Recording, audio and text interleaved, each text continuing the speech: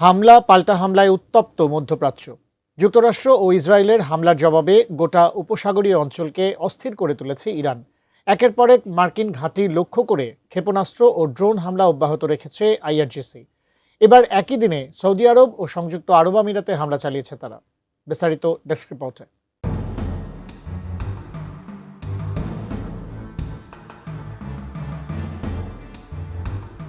চলমান যুদ্ধ পরিস্থিতিতে সৌদি আরবের রাজধানী রিয়াদ ও সংযুক্ত আরব আমিরাতে ক্ষেপণাস্ত্র ও ড্রোন হামলা চালিয়েছে ইরানের সামরিক বাহিনী। এসব হামলার লক্ষ্যবস্তু হিসেবে দেশটির গুরুত্বপূর্ণ জ্বালানি অবকাঠামো, মার্কিন স্বার্থ সংশ্লিষ্ট স্থান, সামরিক স্থাপনা এবং জনবসতিপূর্ণ এলাকাগুলোকে বেছে নেওয়া হয়েছে। তবে এসব ক্ষেপণাস্ত্র ও ড্রোন লক্ষ্যে আঘাত হানার আগেই রিয়াদের আকাশে ধ্বংস করা হয়েছে বলে দাবি করেছে সৌদি আরবের প্রতিরক্ষা মন্ত্রণালয়।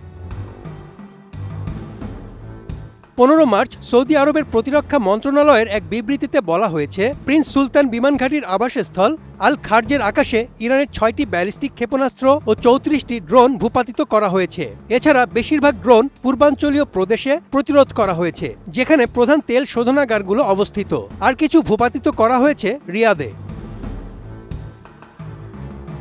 ইরানের সামরিক বাহিনীর এসব হামলায় এখন পর্যন্ত অন্তত 2 জন নিহত এবং 12 জন আহত হয়েছেন। Presenting Walton Crystal Series. Switch to premium. Switch to Crystal.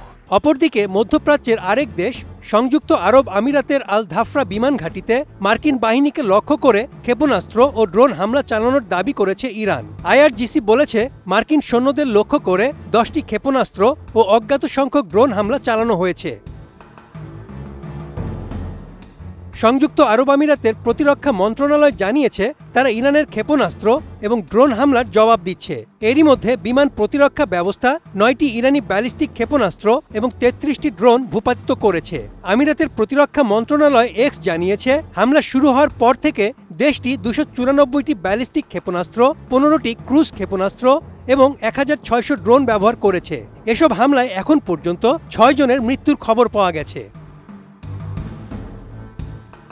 এদিকে ইরান আমিরাতের 3টি প্রধান বন্দর খালি করার আহ্বান জানিয়েছে, যা প্রথমবারের মতো কোনো প্রতিবেশী দেশের নিজস্ব সম্পদের জন্য হুমকি স্বরূপ। Desk report, ATN news.